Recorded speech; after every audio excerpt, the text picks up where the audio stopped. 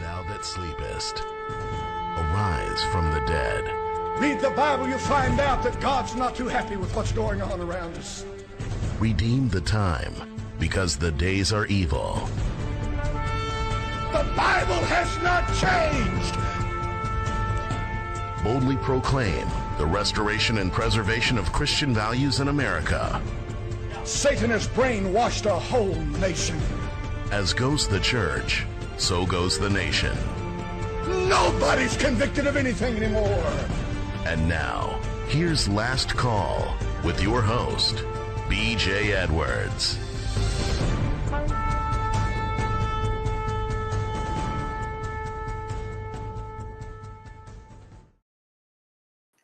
Morning, good morning, good morning. Hoorah. Hoorah, folks. Hoorah. 2 more J-6 hostages returned home this week. 1 pardon, 1 commutation. We're going to interview the commutee this morning on Last Call, David Moerschel. He's now home with his... Not on that list I'm showing. No. David Moerschel is now home with his wife and 3 children after 2 years in the American Gulag system. Folks, I'm embarrassed.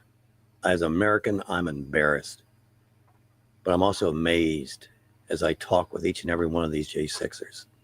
These are some special people. Speaking of special, do you like my Ukrainian tuxedo? Huh? You like what I have on this morning? My Ukraine. We're selling them on Last Call, lastcallradio.live. You can get a Ukrainian tuxedo for $525. Just go to lastcallradio.live. We only have them in 1 color. Okay, just black. Why aren't you wearing a suit? Yeah, it's a tuxedo. It's 1 level above a suit, Mr. Anderson. You just don't understand that. Oh, formal attire. Yes, sir. Absolutely. Nothing Absolutely. but the best. We got a great show for you. Great program for you this morning. In addition to Mr. Moerschel, we have Stephanie Mann. She's a good neighbor that's always there. Folks, the battle continues, and we need to get back to the homes. We need to get back to the neighborhoods. That's where it starts. That's where you get the foundation for our societies. Anyway, like a good neighbor, Stephanie Mann is there. Busy week. Got some headlines. What do you have that video for Jeremy Brown getting out?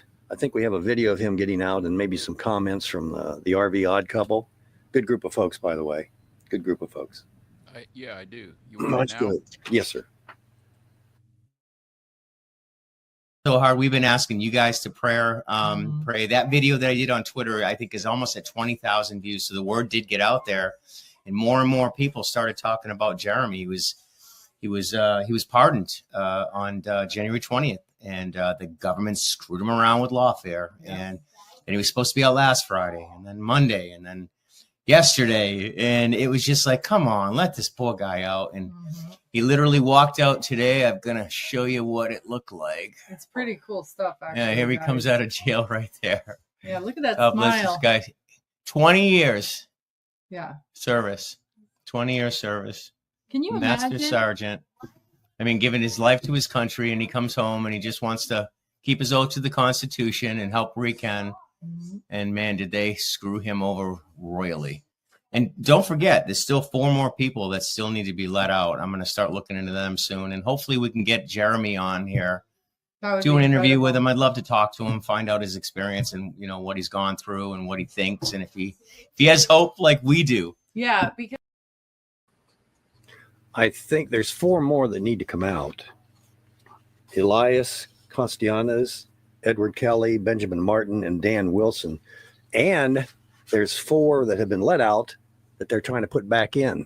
Peter Krill, Hatchet Speed, Garrett Miller, and Guy Reffitt. Look it. We all saw over and over and over and over and over and over again the president's interview with the Ukrainian president. Over and over and over. Folks, Boy, have they been playing that. Give it three weeks. Relax, settle down. Both sides, relax, settle down. This is just to keep you divided so they can continue to make their money. Settle down. 3 weeks or less, this will be over with. Just settle down. You want to get your energies up? Let's get the remaining 4 out of prison. No, zero of the J-6ers. None of them got a fair trial. None of them. And if anybody could speak to being unlawfully accused, it would be the President of the United States. He should understand this more than anybody else. And he has the power. Oh, well, he's not a governor, so he can't. You know what? States get money from the federal government. Oh, yeah. Oh, yeah. And he's a deal maker. These 4 could be out tomorrow. Put pressure on the President of the United States. Put pressure on him. Headlines. Let's see what we got here. Retired Green Beret and J-6 prisoner Jeremy Brown released from prison. It's worth repeating. Katie Hobbs, speaking of the power of the president, Katie Hobbs boosts Arizona border security with executive order. Yeah. Joy Reid, Alex Wagner, axed from MSNBC lineup in major network shakeup. Starbucks to lay off 1,100 employees, eliminate unfulfilled positions in the corporate office. If you go to a coffee shop and you want to know what the liberals are thinking, well, go to a coffee shop. You're going to find out.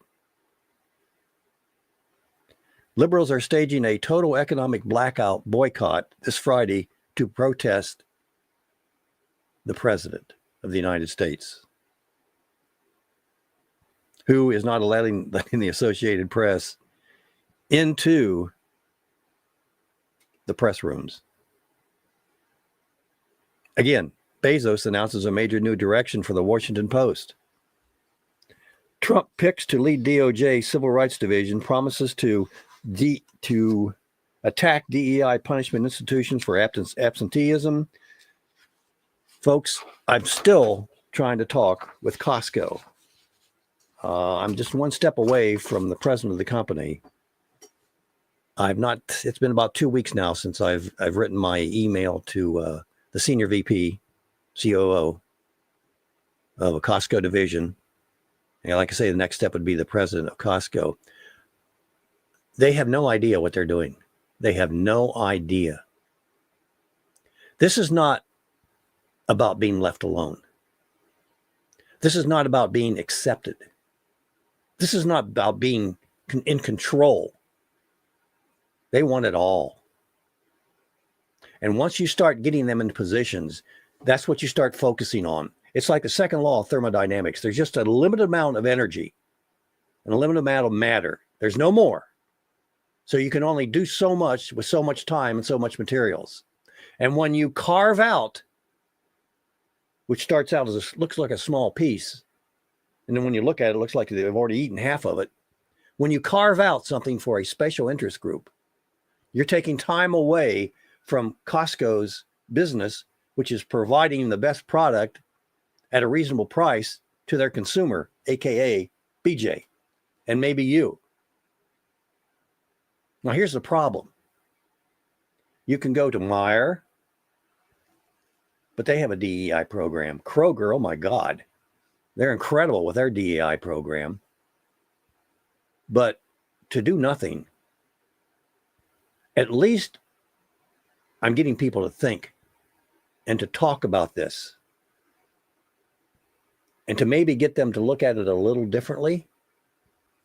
I'm telling you right now, they'll be spending more time than they care to with this particular interest group. They're very effective. They've got great marketing techniques. I went off on that, didn't I? Comey family was lead prosecutor in Epstein case. By the way, Epstein case as well. Just settle down. Don't get your hopes up. I don't think you're going to see anything worthy of news that's going to happen out of this. Other than what the announcement itself is the biggest thing that you're going to hear about the Epstein. That's all. That's going to be it. The announcement itself. New proposal by Republican lawmaker aims to create a $250 bill featuring President Trump. Whew. These are lawmakers. New York City Mayor Eric Adams to end program providing free housing to illegals in Roosevelt Hotel. Again, the Trump effect. Actually, it's the voter effect. We're the ones that put him in office. Don't ever forget that. He's not. Democrat claims we cannot trust Elon Musk because he's an immigrant.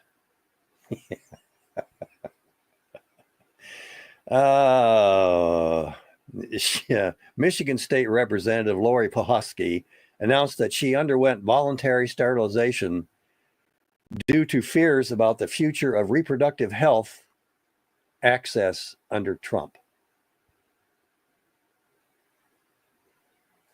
I don't know whether to laugh or cry at that, folks. Here's something unusual, maybe very telling. Cops in Germany are raiding people's homes for insulting politicians. I'm sorry, that isn't J6. It's in Germany. Yale just proved COVID vaccine injury exists and spike production persists for years. Will we ever get to the end of that? You have millions of employees in the federal government, and you have hundreds, maybe hundreds of thousands of businesses that profit from decisions that the government makes. This is pretty interwoven, folks. None of the 70,000 adverse events of puberty-blocking drugs were a safety priority for Biden FDA. What? It just amazes me. It amazes me that we're even talking about the mutilation of kids and defending it and getting upset because we can't do it and keeping doctors. City I live next door to, a doctor can't tell someone who thinks they're transgender, suffering from dysphoria. All these things are happening in my body. I don't understand them. Well, here's what it is. You need to change. If you're a girl, change to a boy. If you're a boy, change to a girl. It's just that simple. And I can't tell you any differently. Insane. Hey, we got a great guest coming up. We've got a short video. David Moerschel, he'll be on with us directly. Just got out. And again, I just can't, I'm just amazed at these ladies and gentlemen that have been in this J6 vortex and come out on the other side even stronger. Mr. Anderson? I don't know if you heard, I don't know. I just saw on the news this morning again.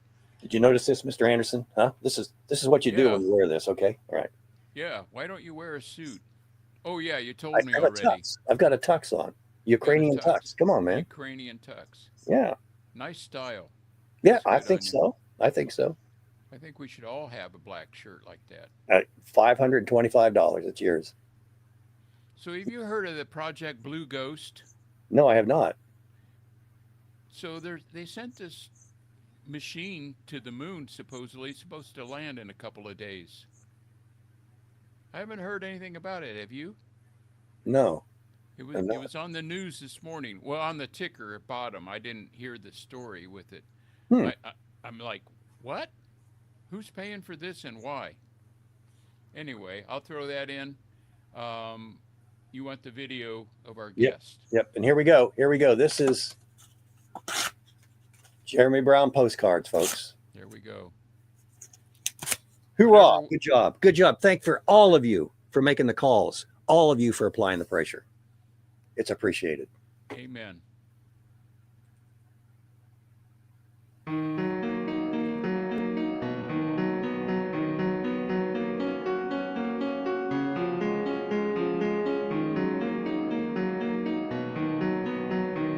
I am honored to have in my program today a young man who was one of the political prisoners as a result of the Biden administration, the Department of Justice, and the FBI's decision to persecute, prosecute, and try to destroy everybody who was at the Capitol on January 6th. And this young man, his name is David Moerschel. Welcome to the program. Oh, thank you, Mark. It's a pleasure to be with you. How is the rehab going? Getting your life back together after that? We're still not there. I'm so thankful that President Trump commuted my sentence. David is obviously very thankful for the commutation, but a commutation isn't the same thing as a pardon. Oh, you didn't get a pardon? No. Why not? Well, you didn't do anything. So you're one of the 14. One of the 14. Right. Yeah. Which was the Proud Boys and the Oath Keepers. Yeah. Oh, that's why. But that's why. Because you're an oath keeper. But the oath keepers who pled to the exact same conduct and testified against other oath keepers were given pardons. I really need to get that pardon, and I just wanted to get a message to Trump and to those that if you look at my case, just look at it. It will survive scrutiny because I didn't do it. Approximately 1,500 people. Six commutations. Were there any cases you did not commute or pardon people? We're looking at different things, but the commutations would be the ones that we'll take a look, and maybe it'll stay that way, or it'll go to get a full pardon.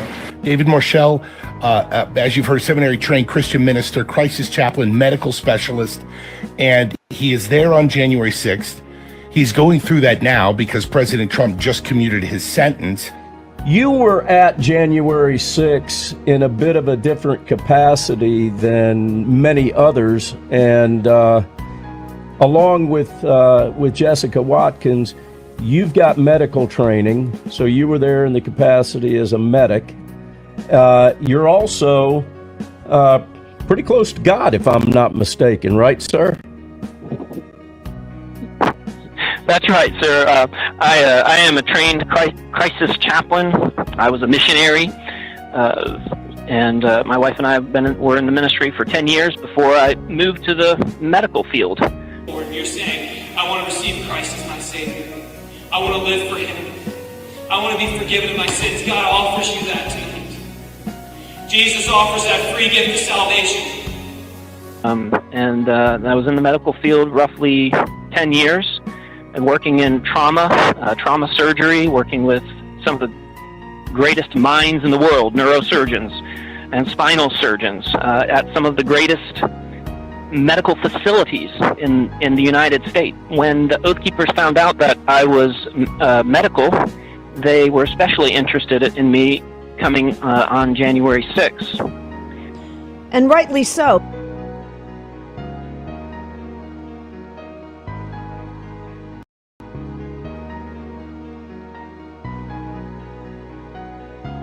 Mark, I don't know if you know that they actually threatened me and the other Oath Keepers with life imprisonment because they were charging us with sedition, and they said, well, this is tantamount to treason.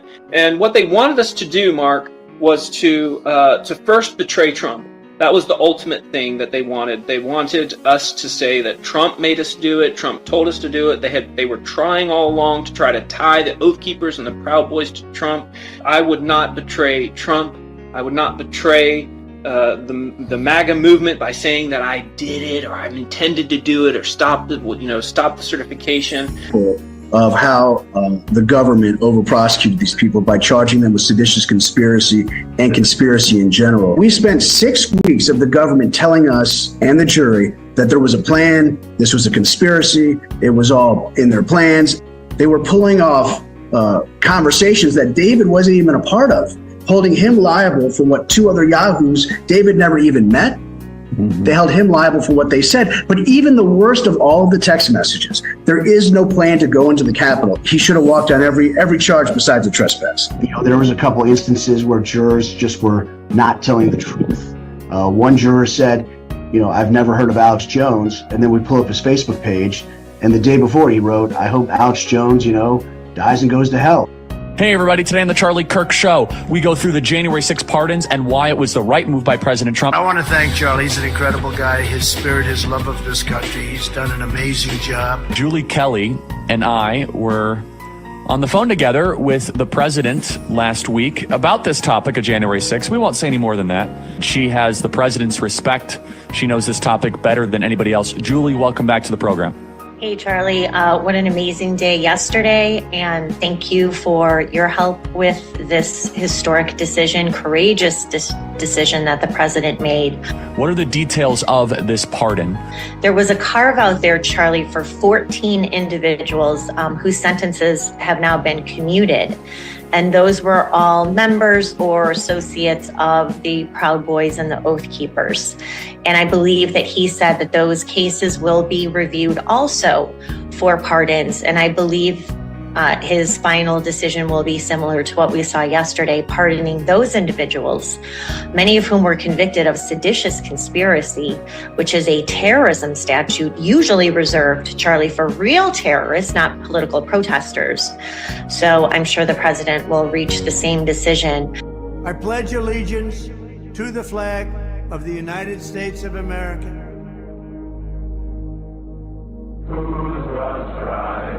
Please, President Trump, pardon my husband. Please, President Trump, pardon our daddy.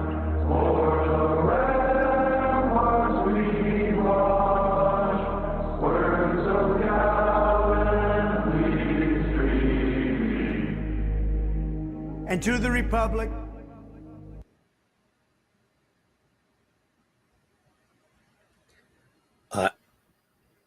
I don't know whether to cry or scream when I see things like that. This is embarrassing, folks. The only legitimate right to govern is an express grant of power from the governed, we the people. These are opportunities, folks. These aren't problems. These are opportunities for us to be who we're supposed to be. The American public, we the people. I forgot to do this. We'll bring David on here in a moment. You're about to listen. I'm sorry, you're already listening to 2 hours of opinion and entertainment supplied by Last Call. We're not doctors, lawyers, politicians, professional journalists, nor do either of us hold a doctorate degree in anything. Not that that would make any difference, our opinion, of course. We only ask that you as individuals and or corporately not take our statements or those that we voice from others personal, nor do we recommend that you act on them as if they are facts, although they might very well be just that, facts. Again, our opinion. You're not required to listen to, act on, or repeat anything that you hear today, and that any information or opinion we present is meant for the good of the order and by no means intended to harm or threaten anyone. It's a shame that we have to do a disclaimer like that. But if we ever appear in court, it's very helpful. Bring David in, please, Mr. Anderson. David Moerschel is a seminary trained Christian minister, crisis chaplain, and medical specialist. He spent his, I want to talk a little bit about that medical specialist thing. Wow. He spent his life helping others, both body and soul. He and his wife have been married for 22 years and have 3 children, ages 9 and under. He went to the Capitol on January 6th in response to a call for help from a medic. I can go on further. David, welcome to Last Call, brother.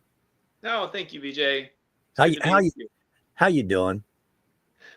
You know, I was doing all right till I watched the video. Man, that got me choked up again. Good night.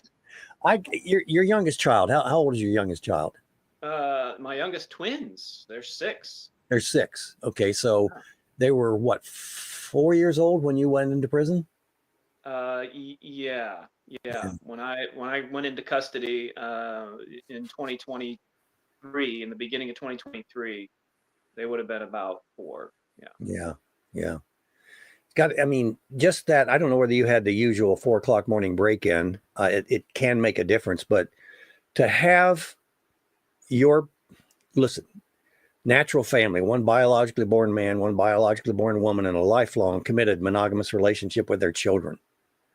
Folks, when you take one of those out of the family, children have an inherent need for a mother, female, by the way, and a father, male. They know the difference.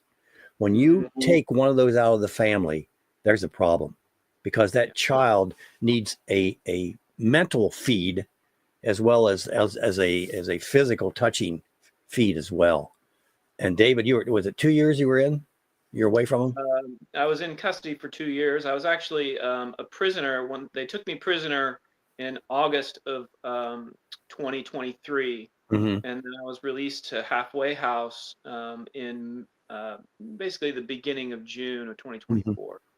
Okay. So I was away from my wife and children for over 9 months. Wow. And like I said, I hope you're doing well. There's a lot. Folks, think about this. Put your life on hold while the rest of the world keeps going. Okay. Number one, day one, you're behind. Yeah. Week one, you're behind. Year one, you can't even see how far you're behind. And after that, it doesn't make any difference. You're so far behind that you have a tendency to panic. Like, and I'd imagine that's. I don't want to reestablish that in you, David. But I want our listeners to understand that this is serious stuff. Just from the family standpoint and from the vocational standpoint. Yeah. Well, we're not just behind. I can quantify our losses at about $500,000 right now. That's just in financial losses. That doesn't account loss of reputation, loss of future employment, future wages. Doesn't count pain and suffering. We're talking about the family. I've got a great wife, and she respects the leadership. She respects what the Bible says about the leadership in the home, and so she lets me be the head of the home. And that's the way our marriage has been all this time. So take me out of the home, and it's very difficult for my wife and my children, because our home is structured for me to be present, for me to have leadership, spiritual leadership in the home. Ephesians 5, somewhere in there, you're going to find the order, the vertical order: God, Jesus Christ, man, woman, children. There's a reason for that. Right. Children learn authority where? They learn it in the family. Right. But right now, the authority is the U.S. government. The state is your daddy. Yeah. Well, more than that, I mean, our society has utterly broken down when it comes to the family, because BJ, if you look at Christian documents from even the late 1800s, when they talked about the family, when they talked about society, they said that the fundamental unit of society was the family. Now, if you ask somebody what is the fundamental unit of society today, they'll say the individual. But back then, they saw the unit of society, the backbone of society was the family. And that's because in the family, you learn how to resolve conflict. You learn how to behave towards one another. You learn that you can't just hit somebody because you're mad, for example.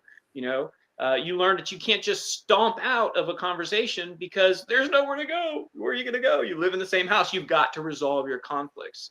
But when you break that down and you make the individual the fundamental unit of society, and you break down the family, then people aren't learning these fundamental skills that they should be learning in the family, in the home. Me. Yeah. When you talk to one of the generation, there's X, Y, Z, whatever. We're alphabetically challenged here in America, aren't we? When you talk to one of those X's or Z's, you're going to likely hear, when it comes to children, what's a child going to do for me? Yeah. Right. Right. And by the way, you have no idea what a child will do for you. I joke a lot about this, David. How I graduated from college, I was being very successful in business, and then God, I thought I had it, man. I thought I was smart, and then God gave me a child, and then I started realizing just how dumb I was. Yeah. How much I learned. I also learned a lot about love, and our government run indoctrination centers, public schools, teach children that it is about you. And by the way, you're a victim. Oh, yeah. They tell every child that goes to public school that they're a victim. It could be their demographics. It could be their size. It doesn't make any difference. You're a victim, and we're here to help you. Yeah. Yeah. Well, that's precisely why we homeschool our children. And no, heaven forbid. We homeschool all three of our children. And I myself was homeschooled. And my mother, who was not college educated, she's a smart woman herself. She taught me and my younger brother at home. We were homeschooled, and we worked for like 3 hours a day. Now this was intense. We worked hard. We didn't pay attention. We got in trouble the old-fashioned way, right? So we worked 3 hours a day hard, and I tested out of high school when I was 16, and we got special permission from the governor for me to test out of high school. My younger brother was the same way. We both went immediately to college, and and then both my brother and I had successful college careers. So we worked 3 hours a day. We finished a year early, and I want to know what they're doing in regular public school that they have to be there all day long for 4 years of high school. If we did the same thing in 3 hours a day in 3 years.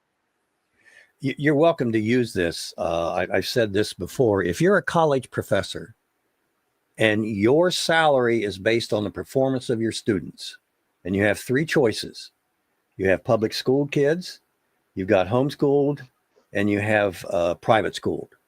Which one are you going to pick? Again, your salary is going to depend on the success of those individuals. You know which one they're going to pick, right? And you know who's in last place. Let's put it that way. It would be the public schooled child. By the way, David, I went to school board meetings for 10 years. 10 years. And I found out that what schools teach is life has no meaning. Evolution is fact. Morals are relative. Multiculturalism, diversity. Man, not God, is the measure of all things. And the state is your daddy. Boom, boom, boom, boom. Sounds like Nietzsche. Yes, it does. Sounds like Nietzsche. It does. And it's just absolutely. Yet man's a creature of habit. So you expect to send your child to a high school, and if you don't want to do it in the inner city, you want to get out in the suburbs because it's much better in the suburbs. But what you don't realize is that all government-run schools, all public schools, are run by not the superintendent, not the school board, but by the unions. The unions run the schools. They decide what that child's going to be indoctrinated in. And they do. Again, that's 10 years of going to school board meetings. So, Mr. Anderson, I'm going to take a break here, and after we take a break, I want to put this homeschool dad here in Washington D.C. on January 6th. What got you there? What was your intentions? And where did we go from there? B.J. Edwards, along with Mr. Anderson. This is your last call. Special guest, David Moerschel. Keeping you informed. This is Last Call with B.J. Edwards.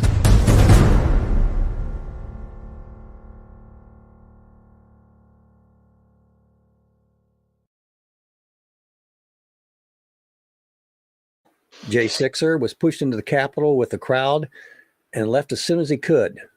For his 11 minutes in the Capitol, he and his family have sorely suffered. He was in some level of federal custody for 2 years until lately his sentence was commuted by President Trump. David was one of the 14 people that did not receive a pardon. David, prior to going to January 6th, what were you doing? What was your vocation? I'm a board certified surgical neurophysiologist, which means I worked past tense with neuro and spinal surgeons while they were working on the brain or spinal surgery in brain or spinal surgery. So, for example, if a surgeon was taking a tumor out of the brain, he would use my special testing techniques. He would use my special instruments to help him as he's dissecting the tumor out. And he would, he'll take a special probe and he'll say, "Is this tumor or is this brain tissue?" And I'll be able to tell him, that's brain tissue. Don't take that. Or that's tumor tissue. You can take that. So just by example, another thing is cranial mapping, brain mapping. So when they take a section of the skull out and looking at the brain, even though they know roughly where they are, they don't know exactly where they are. And so I have special techniques to help them say, okay, that's motor cortex, that's sensory cortex. This is the central sulcus. This is where you can, this is where you are in the brain, so that the surgeon can then avoid those areas or, whatever, navigate in those areas. So I loved it. I mean, it was wonderful being able to work with these just brilliant people. I got to get the pardon. I can't go back to that unless I get the pardon. And so Why is that? Oh, What's because the pardon and commutation is the question. Yeah. Okay. The very, very good point. So a commutation is the lowest level of clemency. So what clemency just means mercy. It's a broad category, and underneath that you have pardon, different levels of pardon, and then you have commutation, commuting the sentence. So commuting the sentence is the lowest level of clemency, of mercy, where the government says, or the president says, okay, well, we're just going to let you out of jail, but we're not going to offer you forgiveness for your crimes. We're not going to restore your rights. We're just letting you out, basically. And so 14 of us were granted commutations. Everybody else was granted the highest level of clemency, which is the full and unconditional pardon, which is to say, we're letting you out of prison. We're also going to restore your rights. It doesn't erase the conviction, but it does give an annotation, presidential pardon on the record. And so, there still is that restoration of your rights. So 14 of us, and it was those of us who went to trial for sedition. So there were at least 2 oath keepers who pled guilty to sedition. That is to say, when the prosecutors came to call, they said, "Oh, well, I did it. I'll take a deal." Right? Mm-hmm. They said, "I did it." They signed the paperwork that said, "I did it." All right. So 2 oath keepers signed the paper that said they did it, and these gentlemen got a pardon. For those of us who said I didn't do it, who would not betray Trump, who would not betray the MAGA movement, who would not betray our co-defendants, we pursued our innocence. We proclaimed our innocence. We went to trial. We fought it. I was on trial for 6 weeks in the second Oath Keeper trial group. Kelly Meggs, Jessica Watkins, Stuart Rhodes, and others were on trial. I think it was 2 months or more. In the first Oath Keeper trial group, we all protested our innocence. But what it looks like they're doing, what they did, and they did this with the Proud Boys too, is they just took the trial rosters. If you went to trial for sedition, see, for example, Thomas Caldwell, he was not even found guilty of sedition. He went to trial for it with the Oath Keepers in the first Oath Keeper trial. He was not found guilty of it. In fact, he was cleared of all charges except tampering with evidence, because he deleted a Facebook post, but it was still, or picture on Facebook, but it was still on his hard drive. It was still on his camera. He just deleted it off anyway. Thomas Caldwell wasn't even convicted of it. So I think what they're doing is, and this is the way that I'm taking it, is this is an opportunity for us to, now that we're under scrutiny again, the light is on us, so that we can again prove our innocence. And when you're innocent and the light is shown on you, that your innocence will shine. And so this is a great opportunity for us to bring back to the public forefront, hey, we're innocent. And now we can share some of the evidence that we were not able to share in trial because it was withheld, it was corrupted, that kind of thing. So this is a good opportunity for us. Yeah, decisions are based on information. If you only have one positive and no negatives, or all negatives and no positives, then the outcome is obvious. And that's that. And I've talked to enough J-6ers that basically couldn't defend themselves. They couldn't present evidence that would refute what they've been accused of, which is it's just crazy. Are you going back to trial? No. So now we've got the commutation. There is going to be no retrial. Our appeal is still pending, and we've got very good hopes of that appeal, actually, of winning the appeal. Now, when you're given a pardon, the government is moving to even Trump's administration. I don't understand what's going on behind the scenes. I'm just speaking factually here, that they are moving to dismiss the appeals for the people who got pardons. Mm-hmm. Now, it doesn't have to be that way. And we would all say, look, do not dismiss these appeals, because I get it. First of all, the convictions were wrong in the first place, and we have to set down. We have to overrule this precedent that was set through this corrupt court system in Washington, D.C. We need those appeals to go through so that we can dismantle this precedent that was set in this court of D.C. You're going to expose some people by doing that, aren't you? I mean, it's already out there. You know, I mean, Okay. you know, I'm not looking to expose things. I am trying to. They said I'm guilty, and I'm trying to say no, I'm not. I'm innocent. Yeah, you have. I'm an ex-executive recruiter, so I'm gonna talk in terms of a resume. Yeah. On your resume, you have this big blotch, this big black spot there that attracts anybody that's looking at that resume, and they don't even see the rest of it. Okay, all they see is that black splotch there. What you're trying to do is remove that splotch so they can read the rest of the resume. Okay? Good. How's the wife and the family doing now that you're home, brother? Oh, that we're having such a great time. I think the first week we hardly ate at home at all. We were just, for me, you know, even when I was on house arrest, I was on house arrest for like 7 months. I've been a prisoner for 9 months, and then a prisoner at the halfway house for 8 months. I just wanted to be out. I didn't want to be at home. I wanted to be out and about. I didn't want to, you know. So we spent a great deal of time out. But you know, we really have to get our life back. You know, I'm working just a menial job in construction. I'm not above working construction by any means. You know, I'm willing to humble myself and do that, but I'm not taking care of my family the way they should be. So And, you're. you know, Go ahead. I was just going to say, you know, we have to rent a house now. We've never owned a home because we've moved around so much. My wife can't even paint a wall, and I just she deserves better. She deserves better than that. The children want a pet, and they deserve better than that. They deserve to be able to have a pet if they want to. So you know, but that kind of thing, you know, can't be done in my current employment situation. So the pardon should restore me to the medical field, where then we'll be able to afford to, you know, have our own house. We have a brain surgeon packing groceries at Kroger, folks. There you go. Not a physician, neurophysiologist. I know. I'm just using an analogy. We have a brain surgeon packing because of the government's hate for conservatives, hate for Christians, and hate for a good family man. Norm Davis, come on in, brother. Well, Brother Dave, God bless you. You know, you folks are the strongest of the strong. I'm telling you. Think so.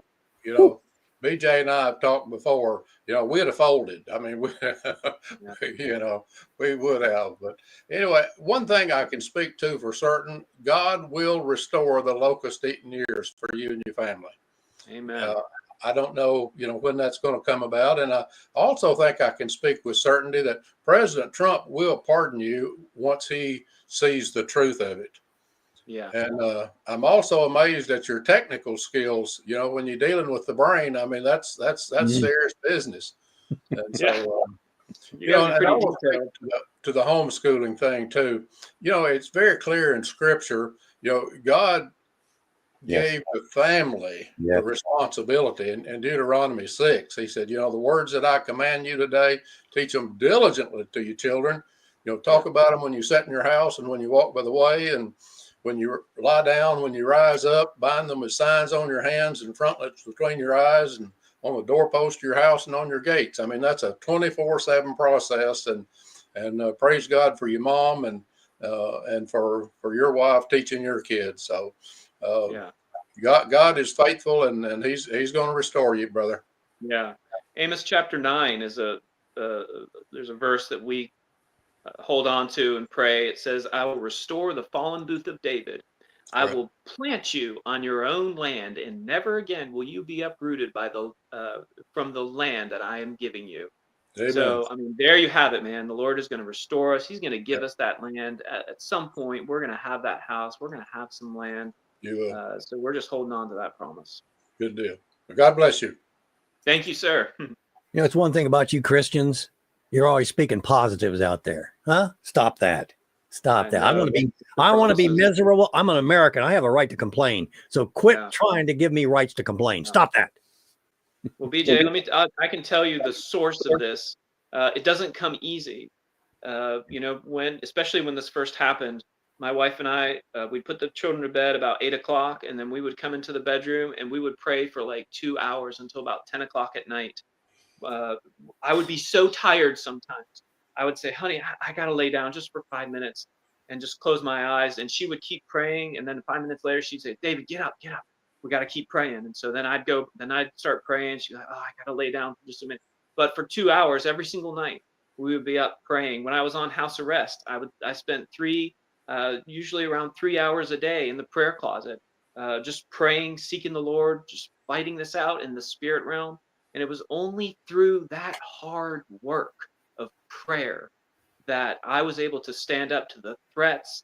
Like I mentioned in the video, that they threatened us with life imprisonment. Other people, they folded, they gave in, they took the deal. But me and the other oath keepers, several other oath keepers, we stood the test. And this takes work. This does not come easily. And so I just encourage all your listeners, if you're facing a life-threatening situation, you got to commit to pray. I mean, it is work, but through that's how you're going to get the victory. Amen, brother. Amen. We're going to take a break. When we go back, I want to get you to Washington D.C. Come on. This is yeah, we haven't gotten to Washington. Yeah, I know. Yes, we'll get there after the break. God bless you, brother. You're just again, I'm just totally amazed when I talk to all these J-6ers. Look, you got two choices. You can be miserable, and that could be in prison or in a halfway house or in your home, or you can be positive. I mean, you only have one of two choices. And the easiest choice, which you look to be the hardest choice, is to be happy. That's the easiest choice, but you don't know it until you take it. The other choice will just make you miserable and more miserable and more miserable and more miserable. So you get to the point where you got to go the other way or out the door. Mr. Anderson, if you would. B.J. Edwards along, Mr. Anderson, your last call. Keeping you informed. This is Last Call with B.J. Edwards. David Moerschel, for his 11-minute visit to the Capitol, he and his family have sorely suffered. What brought you to the Capitol on January 6th, David?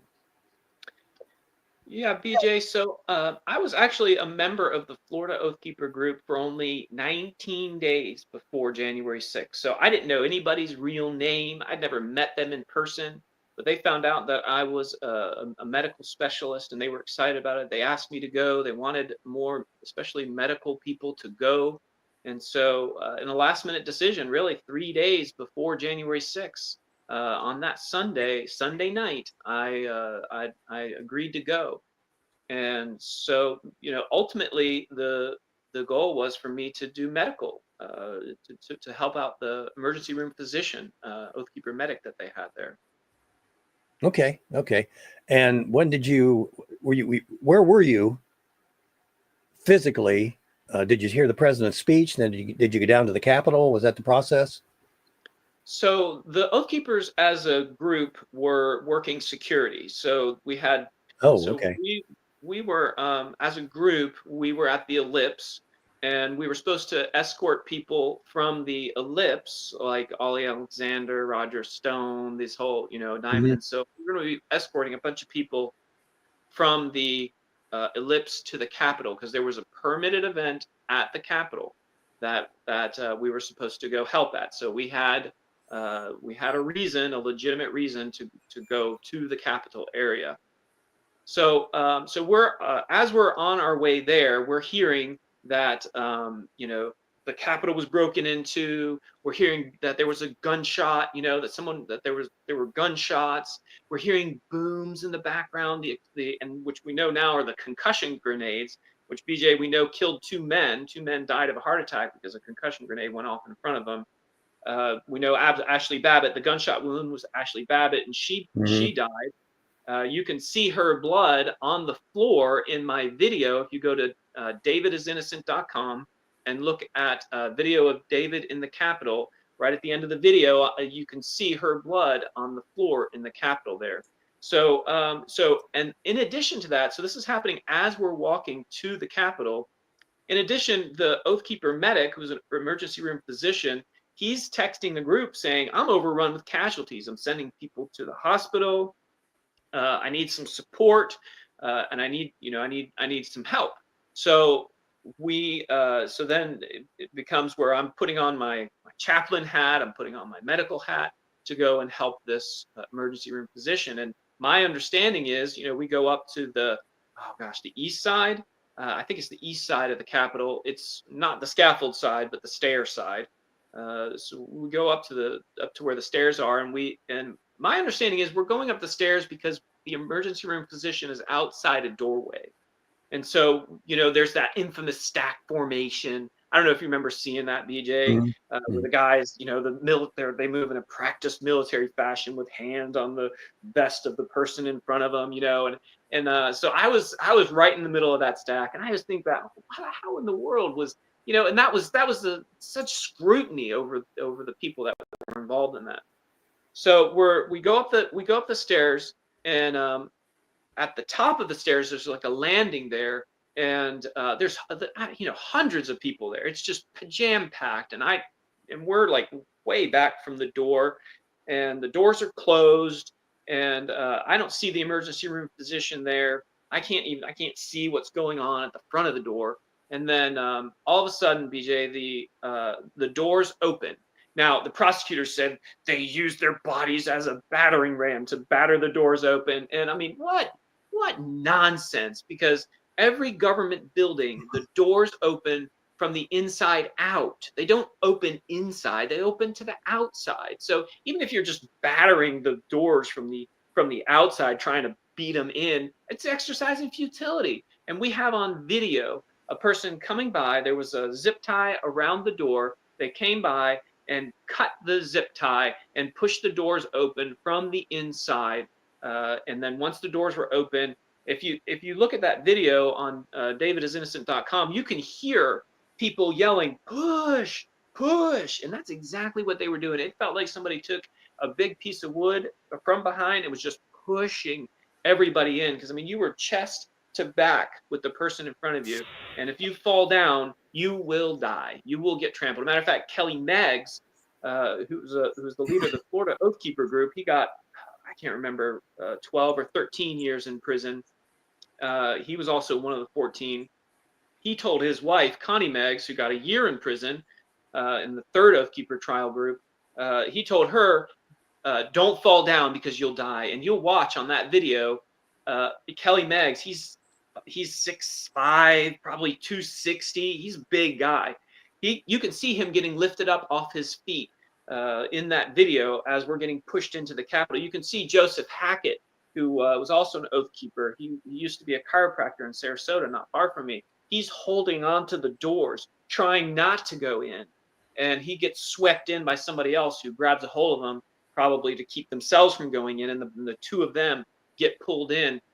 So, I mean, when we say that we were pushed in, I mean, it is clear on the video that we were pushed into the Capitol. Okay, so you went there to help somebody that might have been injured. Exactly. With your medical background. Okay. Yep. And you're there for roughly 11 minutes? Yep, inside for roughly 11 minutes. And, it's boring. That video of me in the Capitol, it's boring. I just got to tell you, you're going to want to fast forward because there's nothing happening. There's no rioting. There's no police. There's no vandalism. I'm kind of standing, and a little bit shy to say it, but I'm kind of standing behind a statue for several minutes, just kind of hiding behind a statue. Just kind of waiting, looking out. I mean, you can see my body language is very uncertain. I'm very uncomfortable in there. I mean, the sirens are blaring inside, like the fire alarm, because, hey, BJ, somebody pulled the fire alarm in the Capitol. Mm-hmm. And you know what happens when you pull a fire alarm in a government building? All the doors unlocked. Gee, why would anybody want to do that? So we need to find out who pulled that fire alarm. But anyway, so the fire alarms are blaring. I'm uncomfortable. About 11 minutes, Joseph Hackett comes up to me and he says, "How comfortable are you?" I said, "I'm very uncomfortable." He says, "Well, let's get out of here." And so he and I, you can see us walking out of our own volition. Nobody's telling us to leave. We never encountered any police officer. The prosecutors said David and Joseph pushed their way into the Capitol. It was lucky that the Capitol Police were there to rebuff their attack, because who knows what would have happened. I mean, this is this is almost verbatim from their opening statement, but that is nowhere in the video evidence. Joseph Hackett and I leave of our own volition. We walk out after about 11 minutes. Wow. I think JC wanted to make a comment, but he had to take off. David, I'm just stunned when I hear all this and how I understand how the court system can work and how they want to make you look so bad. And what I've sat on a jury trial, and when you hear the accusations, it's tough to get that out of your head. It is tough to get that out of your head. And then when you hear the defense, you've already got locked in. Well, it's almost like you're assumed guilty. Yeah. Until you can absolutely, positively, without exception, prove yourself innocent. Yeah. That's what I saw in the courts. And I'm looking at the people around me. I'm going, wait a minute. Didn't you see this or that? Yeah, but. Yeah. And they get back to go ahead. There was polling done, BJ, and they polled the defense attorneys polled the DC citizens. And it was like something, it was over 90% of the DC citizens felt that they were victims of January 6th. So, anecdotally, my attorney, Scott Weinberg, he was, at a bar just kind of talking to people, and they said, oh, yeah, I remember because the tear gas was so thick. I remember my own nasal passages and eyes being irritated because of the tear gas that the Capitol Police were using. So how are you going to get a fair trial from people who were the victims?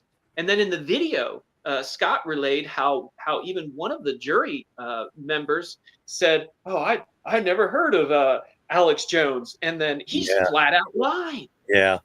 How are you gonna get a fair trial from unscrupulous people who are not afraid to lie to make sure you go to jail? JC, if you can make a comment quick, JC is one of our regular listeners. Yeah. Go ahead, JC. Can you hear us? Yep.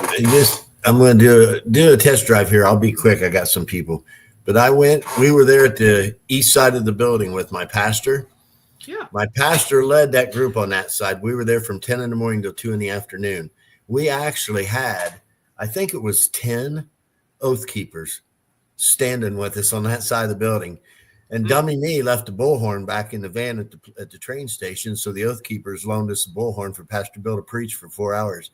But they lied about him. And them Oath Keepers were some of the best guys. I've missed a lot of your interview here this morning. I've been in and out. But I just want to say the Oath Keepers were stand-up guys. They were great guys. They're just being smeared. So, and I even got the picture here in my office. We did a group picture. All the Oath Keepers standing with Pastor Bill. He's got the bullhorn tucked under his shoulder, but they labeled him as the commander of the insurrection for both sides. We didn't even know they were on the west side. So he's been Pastor Bill Dunphy. He spent 4 months in the Gulag. He was in D.C. in a Philadelphia, maximum security prison for 4 months. He's free now and pardoned, but so we'll just keep praying for all the Oath Keepers, because I know firsthand. I hung 4 hours with them. There was a great bunch of guys right there. Thanks, JC. Thanks, JC. David, we're going to have to go to a hard break here shortly, about 1 minute. What can we do? What we need to cover? We want to get you back on. We want to keep abreast with what you're doing. So what your case is doing. The best thing you can do right now is to go to davidisinnocent.com. The first 2 entries there are an open letter to Trump requesting a pardon. Post that, get that out to as many people as you can. If you have a back channel to Trump to get that letter to him, please do that. And then the video, share that video. The second entry on davidisinnocent.com is the video that thank you, BJ, for playing that. Post that on social media.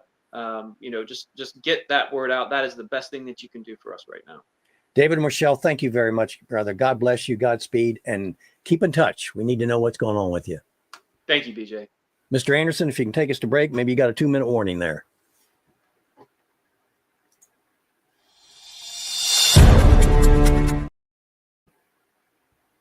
Well, hello.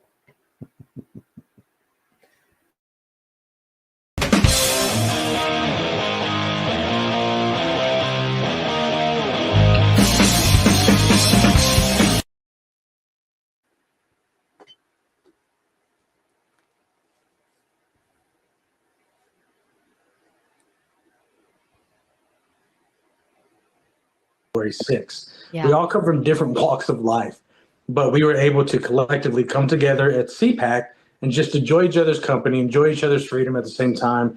And it was just a lot of fun, man. It was just so great. And there's going to be more coming on. There's going to be more things to do. But it was definitely amazing to finally meet people and actually get people telling me, hey, means for evil, God can use for good. Just as Joseph was sold into slavery by his brothers, but ended up saving many lives, so too for this country here.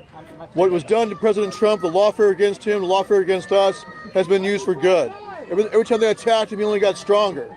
They tried to disqualify him from being able to run under the 14th Amendment. That's what this was all about.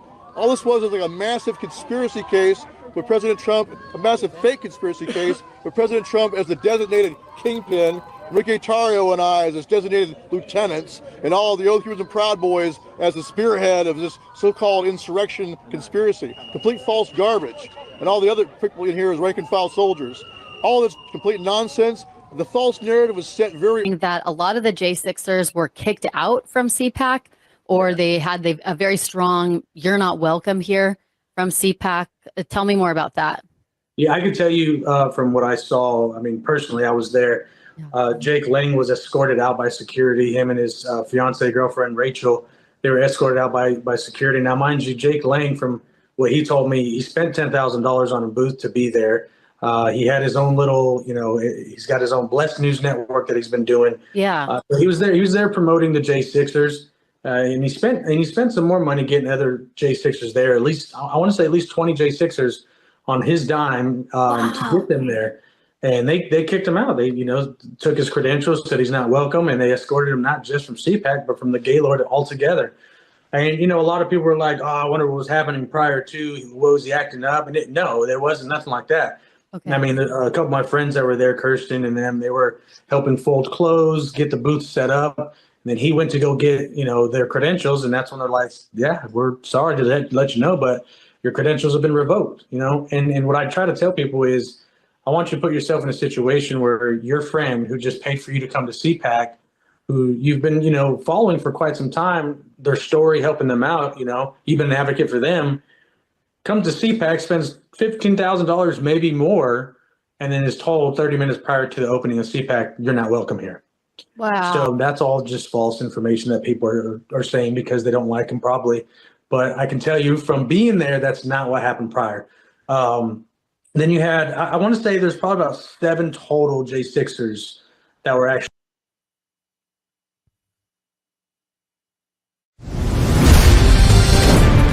Keeping you informed.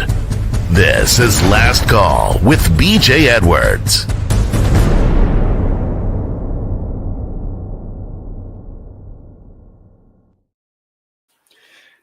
And welcome back. Wow. It's very difficult to sit by and listen to these stories and know that we're not in Russia, we're not in China, but we're in the land of the free and the home of the brave. I can get that home of the brave thing, the land of the free. I'm starting to question. This is really sad, what we're seeing, what we're hearing, and it's got to be fixed. And it is still we the people. And when you go to fix something in America, well, I'd like to think I could go to the president and he would take care of that immediately, or to my congressman or my senator, or to my state representative or senator. But this starts with we the people who have been granted the power and the authority. And the place to start with is in the home, and then the neighborhood, and then beyond that. That's where your power rests. That's where you can get the floor and speak. And with that in mind, we have a guest this morning that does an awful lot with the families and especially the neighborhoods. Stephanie Mann co-authored Alternative Fear guidelines to safer neighborhoods, which, by the way, helped launch a neighborhood watch program, among other things. I'm going to bring Stephanie. Come on in, please. Mr. Anderson. Hey, welcome. Good morning. Back. Welcome back. And you're welcome anytime, by the way. Thank you. Nice to be here. Good to see you again. Yeah, thank you. You know, I work from the home standpoint, and I know you work from the home, but you also work in the neighborhood. And give us a kind of breakdown of what I'll call your target area, the neighborhood. What do you envision? What are you looking at? What are you trying to change? And why are you trying to change it? That's a very simple question. Well, let's start at the beginning. Actually, I've got involved a long time ago and helped launch the National Neighborhood Watch Program. Mm-hmm. And recently, I did an interview with the national HOA.com, and they are launching their national program on safe neighborhoods. HOA, what's that? Homeowners associations. Okay, for those that don't know, go ahead. Okay, so anyway, I'm very excited about that, but I'm more concerned about our high crime neighborhoods because there's a lot of fear, there's a lot of anger, and when people get disconnected in a neighborhood, it allows crime to go rampant, actually. And now we are spending $100 billion a year on gangs, and we've got 400,000 young people involved in gangs and joining every year, and that could be stopped. At this point, I'm advocating for neighborhood safety experts because the neighborhood and the family, as you know, are probably the most important unit that needs to be strengthened. And a neighborhood safety expert can go in and bring people together because there's a lot more good people out there than there is fear in the neighborhood. So we need to bring these neighborhoods, getting people acquainted, getting them involved, because our kids are paying a terrible price. As you know, social isolation has become a huge problem since COVID. And in order to stop this isolation from each other, we've got to, what I call, circle the wagons. That's what pioneers used to do in order to, protect each other from the Indians. So our neighbors need to circle the wagons here and to protect our children from child sex trafficking, gangs, criminal behavior, and it's community that stops this. Child sex trafficking, we'll get into that, which something that when I thought about neighborhoods and families, didn't really consider that, but it is huge. There's all kinds of attempt to get at our children and then police to abuse them. That seems to be the goal of these ghouls, is to abuse your child, to use them in some manner, to abuse them in some manner. And if you don't have that family base, even if you have that family base and you have a computer, you're going to have an issue. Yeah. Because these folks are experts at marketing. And go ahead. Well, I was just going to say we used to worry about the bad guy in the park or hanging around the schools, but now he's in your home. I did an interview with an FBI agent not too long ago, and he said that he doesn't even allow his children on the computer unless it's in a safe place in the home where everybody can see what's going on, because wherever your children are, the predators are there waiting for them. Yeah, they are. Which is awful. And, we are the highest country in the world that, watches porn. And, people can get addicted to porn, and then they start acting out the bad behavior that they see. It's not a realistic behavior, but, we've got a lot of problems. And the only way to solve it, in my opinion, is to get more people involved. And the way you get them involved is most people feel helpless. They feel like they can't do anything, but they're not helpless. And just starting with your own neighborhood gives you the power to change your own neighborhood and keep your kids safe. Isn't that what the church is doing now? Isn't Well, the church taking care I of all would this? hope so. We got 350,000 churches, and love thy neighbor should be on top of their agenda, so that they can go out into the community and also help the neighbors around the churches, and the people that go in these churches should be talking about how to bring their neighbors together. So that's helpful. I want this to sound like I'm going off on the churches, but in terms of feeding the poor, the church has kind of farmed that out to the government. It sure did. Taking care of children, educating them has been farmed out to the government. Yes. There isn't a whole lot left for people to do. And I see people that really want to do something. They are confused. And they do need help.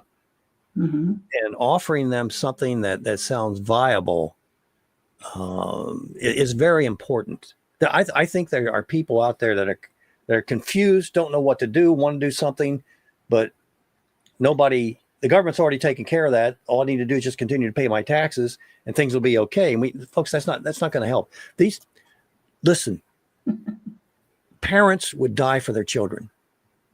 The government won't. And nor will these people that are trying to reach your children on the internet. There's a lot of things facing them. Again, I'm going to come from the family standpoint, but it's not as a family alone, you can't do it. You're going to need the church and you're going to need the neighborhood. And that's where Stephanie Mann and what she's doing and the folks that are helping her are doing is making sure that the neighborhood is in position and at the ready to help the parents, maybe to help the church. Are you helping the church as well, Stephanie? Well, I have approached churches here in our area, and as a matter of fact, they said they were, would consider it, going out and talking to the neighbors and consider it. And I didn't get to very far with them, so I haven't had a whole lot of luck. Except I work with Dr. Barbara Williams. And she is in high crime neighborhoods, and she is amazing. She has gotten a number of churches in Oakland, California involved and helping in that area, which is wonderful. But basically, I go back to saying we need people that look like the community, speak the language of the community, to have information on how to bring a neighborhood together and go back into that neighborhood and help the neighbors. We have a website on our website, safekidsnow.com. We have a free download, and anybody can get instructions on how to make your neighborhood safe. So just go to safekidsnow.com, and it may go into your you have to look for it because it might not go into your primary box, but it's there if you download it. Stephanie, I want to get into your background. And first of all, how long have you been working with Safe Neighborhoods? Oh my goodness, over 40 years. Okay. Are there a number that you could mention that you worked with that are their target areas, if you will? You mean areas where I've worked with people? Right. Oh yes, quite a few. I'm really from California, and I moved here to Nevada not too long ago. So my biggest, I worked in Oakland, California, Richmond, California, San Pablo, and worked in as a consultant for different people that are working in Alabama. Mobile, Alabama, what's Cher's name? Cher Graham. And she's working in her area. We have people working in other areas. So it's a kind of a hard sell for some reason, because people are reluctant, and there's so many myths. And one of the myths is that more money is going to keep your neighborhood safe, or more police are going to keep your neighborhood safe. The national average is 2.1 police officers for every 1,000 citizens. So it doesn't even make sense to assume that the police can keep you safe.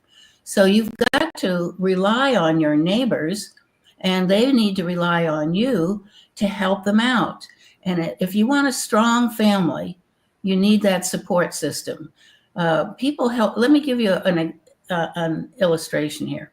There were two. I was in a neighborhood meeting, and they got past talking about security.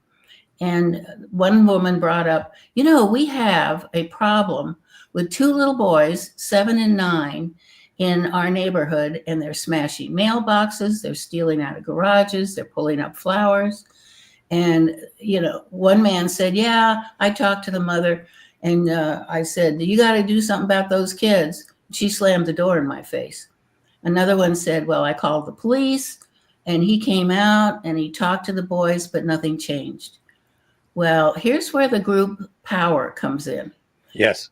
The group said, well, let's send 2 people over that are tactful and talk to the mother and see if we can help, see what's going on in her life. Well, they did, and she was resistant at first. And then they said, we're here to help. And she said, burst into tears. And she said, well, the boys are very upset.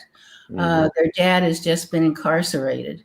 And that's what's going on with them.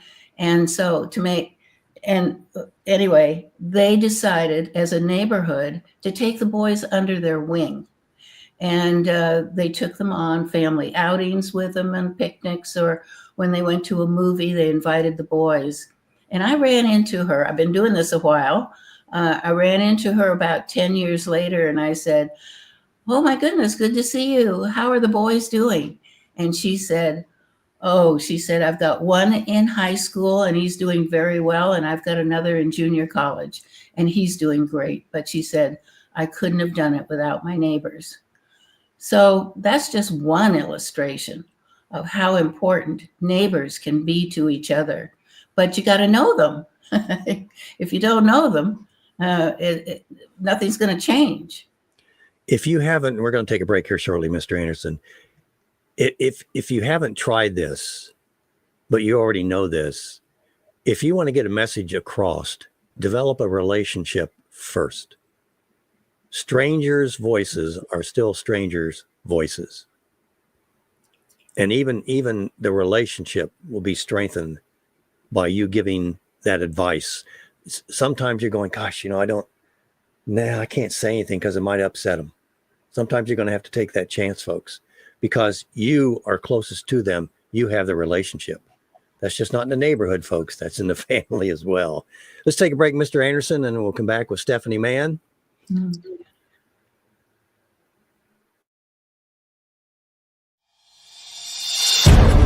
Faith, discussion, and so much more. Last Call with BJ Edwards.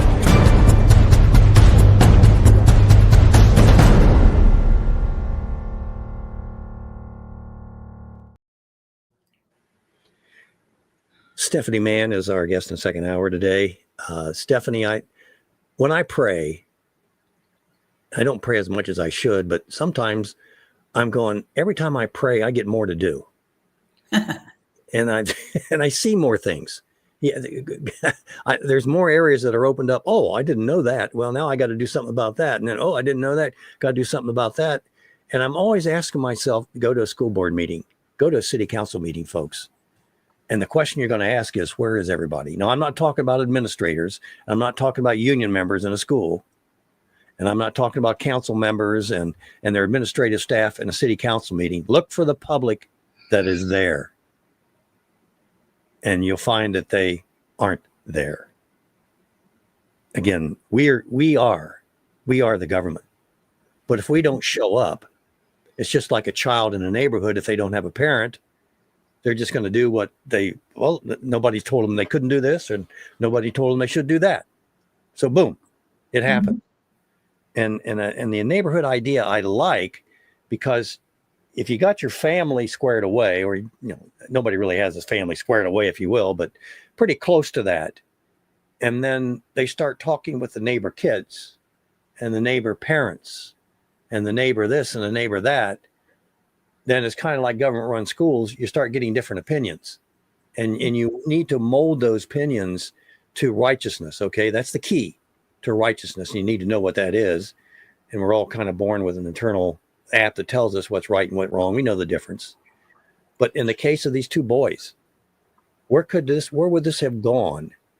Likely they would have probably joined a gang. You think that's probably a safe assumption?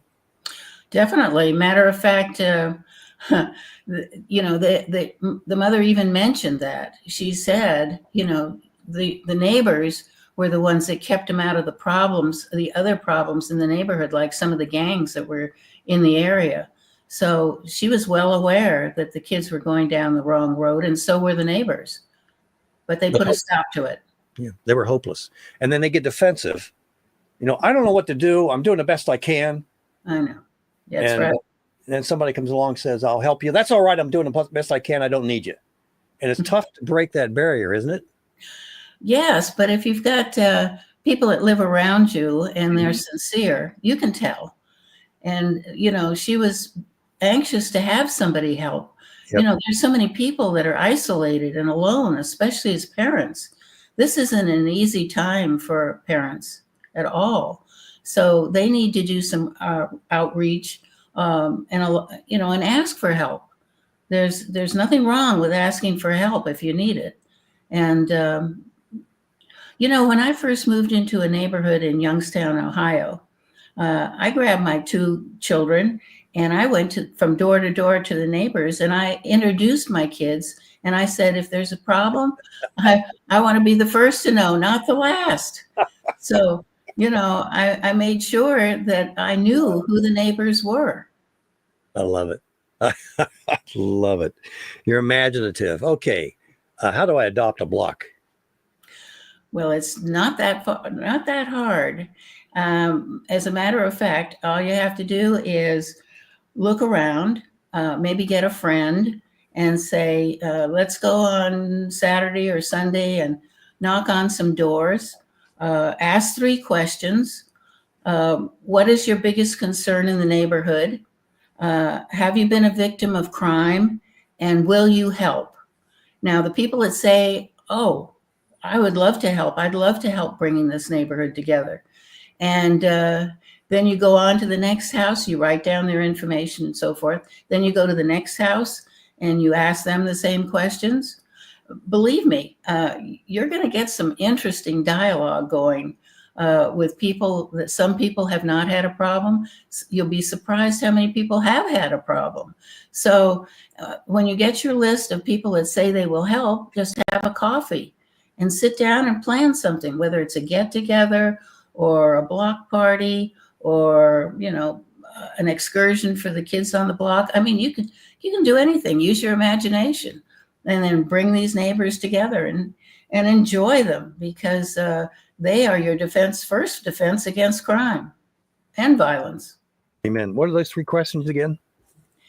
Have you been a victim of crime?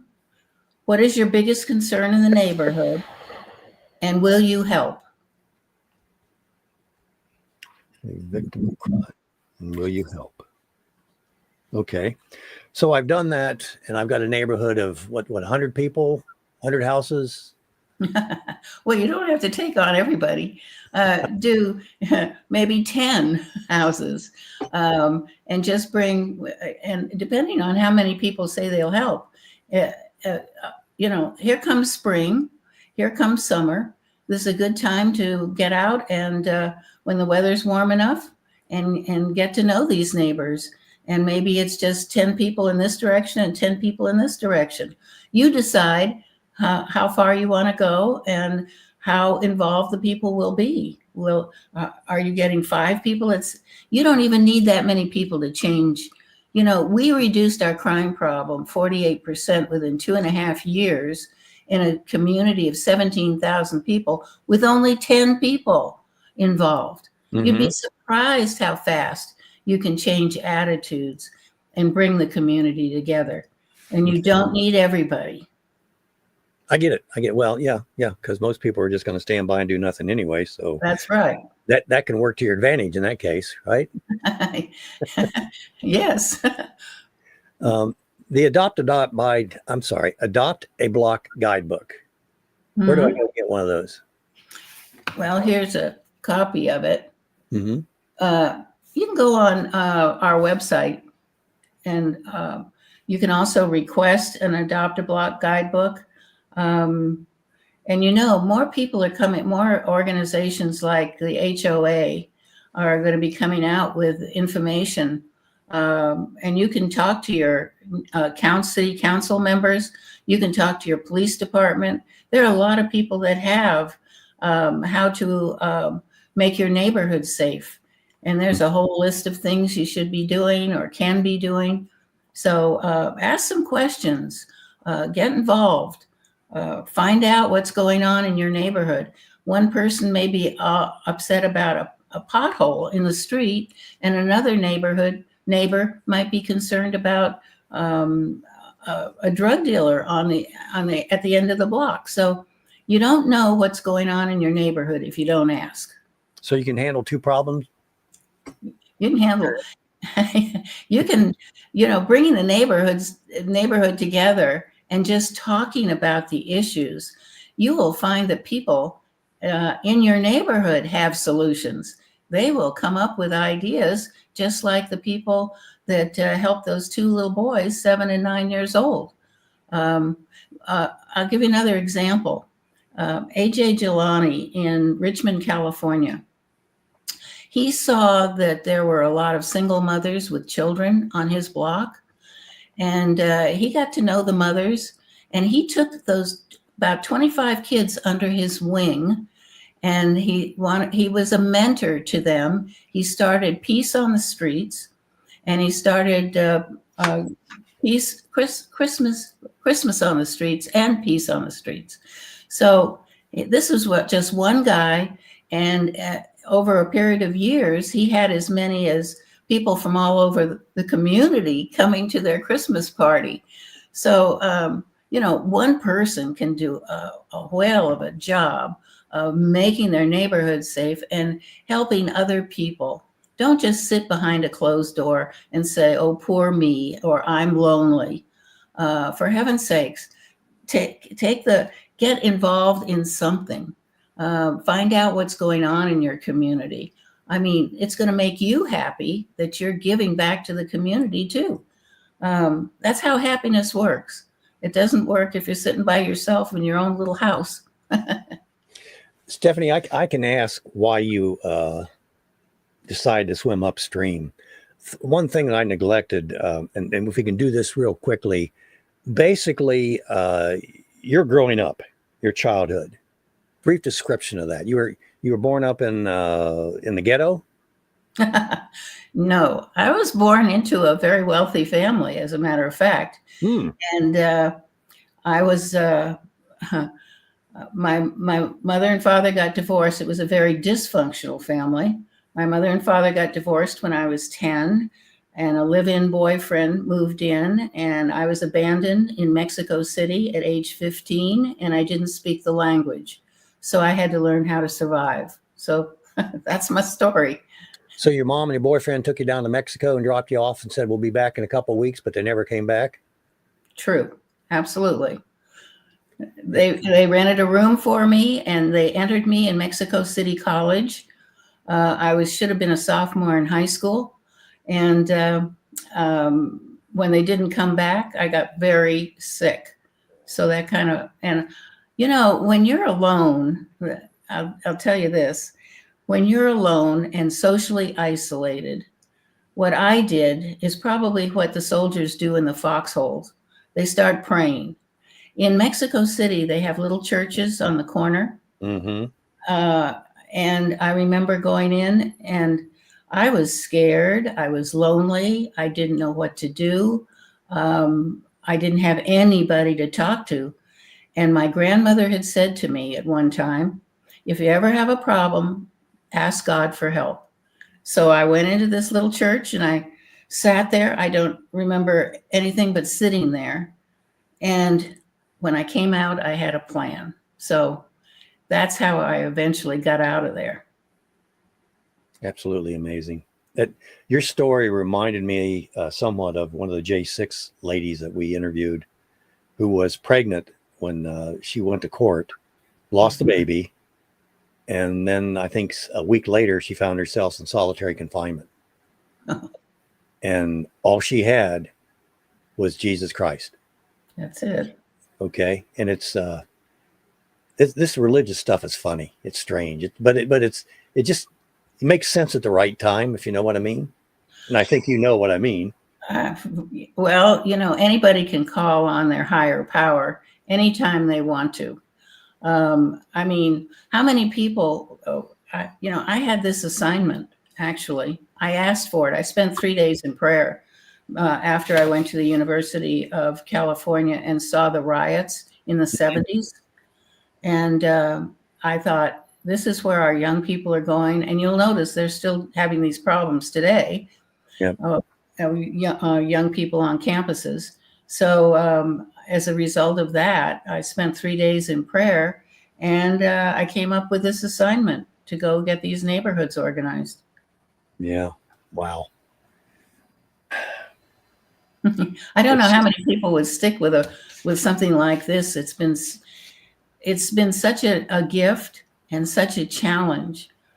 But isn't that what life's all about? I've been an activist for going on 38 years. And I can tell you that you don't, first of all, Stephanie, you do not see how successful you've been. There's things out there that are happening that you maybe never know of, or maybe God will give you a glimpse of it. That's what he's done to me. And whenever I need that little snip, he'll give it to me. But to keep going, you mean? Yeah, keep going. Yeah, exactly. You know what I'm talking about. Yeah. But folks, this experience is about learning more about your creator, but it's also learning more about yourself. And if you don't dive into this, if you don't get into it at all, I think you're missing something very, very important in your life. Like I said, learning more about yourself and learning more about your creator. We're going to take a break. When we're back from a break, I want to talk a little bit about online assail on children, which is becoming larger and larger and larger. Look, if you want to talk to someone in your neighborhood about something, talk to them about, hey, are you concerned at all about your child getting on a computer, and what kind of steps can you take to avoid kind of that problem? Let's take a break, Mr. Anderson. BJ Edwards along with Mr. Anderson. This is your last call. The content that our kids are encountering online is graphic. It is explicit. It is deviant. It's not a question of if your child will come across this kind of material, if they're online, but when. Cyberbullying can take place 24 hours a day, 7 days a week.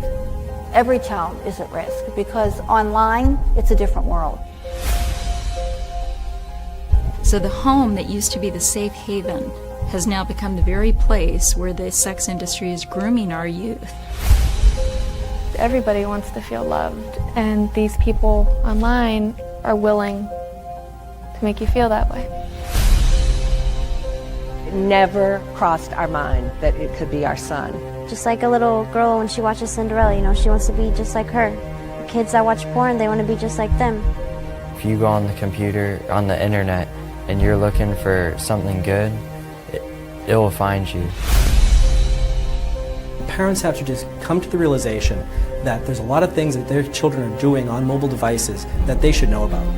What parents have to do is keep up, because the world is changing fast. We're going to teach you how the pornographers operate on the internet. It's very important that you understand their tactics. They're very clever.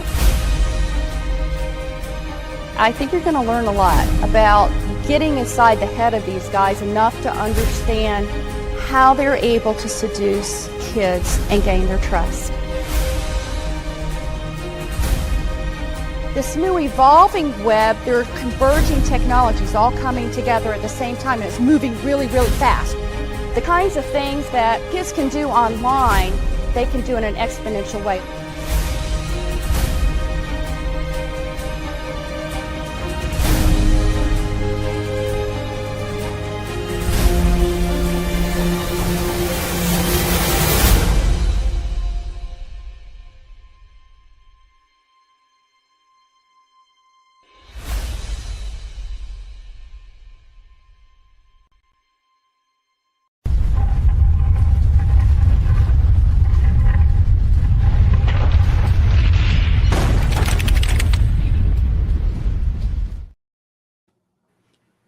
SaveKidsNow.com. Good job, Mr. Anderson. Good job. Stephanie Mann, co-authored Alternative to Fear, Guidelines to Safer Neighborhoods. I want to get into the technology aspect. And before I do, I have a friend who has a site. And on that site, he said, I want you to go there. There's a story there. And I know him. And I read the story. And I said, how in heaven's name did you write that story? That is incredible. And he said, well, I had AI do it for me. Okay. Now, keep in mind where we are right now, and keep in mind that video you just saw and how they're going to find you. All right. It's going to find you. What are you going to do to defend yourself and actually your children, your grandchildren, your neighbor's children? How are you going to defend yourself against this? And then add artificial intelligence to that. Wow, that's scary. That is really scary. Well, I think people should not be scared. I think they should feel empowered. That's an opportunity. Go ahead. It is an opportunity. And I would suggest that you take your kids and you sit down in front of your computer and you go to YouTube and look together at the video called Groomed. Groomed, groomed, and then talk about it, because a lot of children have no idea what is going on in their computers, and the people that are phony people that are trying to befriend you, and you need to know about the grooming process. So this video was done by a young man. I think he was about 19, and it's an award-winning video. So I would recommend that everybody watch that. That's Groomed. That's just the name. Just Groomed is the name of it. That's it. Groomed. Go search on the internet for Groomed. Good recommendation. Good recommendation. It should be on YouTube, so you can find it there. But I'm working here in Las Vegas with 7 different organizations with child sex trafficking. And I can tell you the problem is overwhelming. We have between 10,000 and 31,000 prostitutes and pimps that come into Las Vegas on any given weekend. Mm-hmm. And so people have to be aware that we're going to go down the tubes if we don't start getting involved and helping our children understand what in the world is going on in our society. This is a battle between good and evil. Spiritually ignorant people cannot exist. We've got to enlighten people that they need to wake up and understand that your children are under attack, literally under attack. Whether it's in the neighborhood, in the schools. Take a look at your schools. Have you been to a school board meeting? Mm-hmm. I used to go to school board meetings all the time, and I saw problems years ago. And I went to the principal and talked about an alcoholic teacher that was teaching my daughter. And they said, well, we can't fire him. I mean, we've got to change some things here. If you have a teacher that's teaching that's under the influence of alcohol, and that was years ago, we've got teachers doing other things that are much more harmless. Oh, yeah. So we have to be on the alert, and this is wake up time for American citizens, as far as I can figure out. It's got to be more people involved and helping their community. Me, me, me. That's what they're telling your children. It's all about you. You're special and you deserve this, and you're a victim of that. So you need to do that. The manipulation is incredible. And it's working because we do not have churches, and you have to evaluate. Some churches are great, some are not so good. They're more, anyway, you have to, I would suggest that you take your kids to church and find out what they're preaching. What are they talking about? Are they talking about the good Lord and the 10 Commandments? I mean, read the 10 Commandments and then teach your kids the 10 Commandments. That's one of the reasons Christians and Jews are under attack today. They want to eliminate the 10 Commandments, and they want to eliminate the churches. So we need to support our churches. We need to support our pastors if they're good pastors. But you got to get out and go there in order to find out. I have a litmus test for pastors, by the way. Good. This is incredible. It's called the Natural Family Month, and it's a celebration of the family, the natural family, one biologically born man, one biologically born woman, in a lifelong committed monogamous relationship with their children, biological or adopted. Go to your pastor and say, Pastor, what do you think about this? The first week we celebrate mothers. The second week we celebrate children. The third week we celebrate grandparents. The fourth week we celebrate the extended family, which includes everybody, no matter what they identify as. And the fifth week is Father's Day. Mother's Day to Father's Day, bookends. What do you think about that, Pastor? What do you think about that, Mayor? What do you think about that state representative? What do you think about that, Mr. President? We have representatives to the president. I can tell you right now, their reaction to that ask is going to tell you all you'll ever need to know about that pastor. Thoughts? Hey, that sounds good to me. I think that's a great idea. It's a litmus test. It really is. Yeah. And I've seen politicians' knees shake. Pastors wanting to change the subject. It's just absolutely incredible. And it is. You're not criticizing anything. You're including everyone. And you're promoting the family, the first institution that God created for the benefit of the man. And you say, well, I'll think about it. I'll put it before the board. Yeah, I'll do that. Mm-hmm. We know where that's gone. Uh-huh. Just a thought. If it feels good, Stephanie, do it. I remember that. And I know you remember that. Yeah, I remember the time when dating was a thing. And dating was you'd meet the parents and the family to get to know you before we ever went any further with the relationship, or you got that ring to put on around your neck with the necklace, or you got to wear the leather jacket. I remember those days. Yeah. And boy, have we come a long way, baby, right? Down a very steep hill. I was reading about children in middle school having sex. Oh, please. Ooh. That's sick. This is sick. They even had condoms in schools, in some schools now. Are we crazy? Come on, people, let's take a stand here.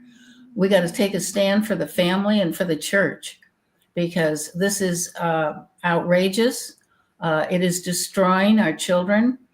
I'm going to be sending you a copy of my new book that's coming out in a month or so. And it's called, it's so new. It's called Myths and Solutions, Empowering Families for Child Safety and Community Well-Being. And it's a series of articles that I've written over 7 years. And I have different categories like the family, the church, the police, the violence, different categories for all of these articles. So that will be coming out in the not too distant future. How do you find time to write? I've been trying to write a book for 7 or 8 years now, and I'll get it started and then I'll get off on a project. And then, writing a book is something you have to sit down and do. It's not something you can sit down and start and then go back, because when you go back, you start it all over again. I know. I'll get AI to do it for me. Yeah, that's it.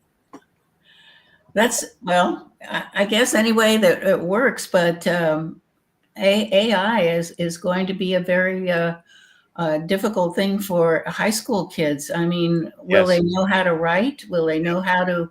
Calculators. Go ahead. Yeah, I mean, there's so many things that fill in for things that we used to do for ourselves, and that's not always good.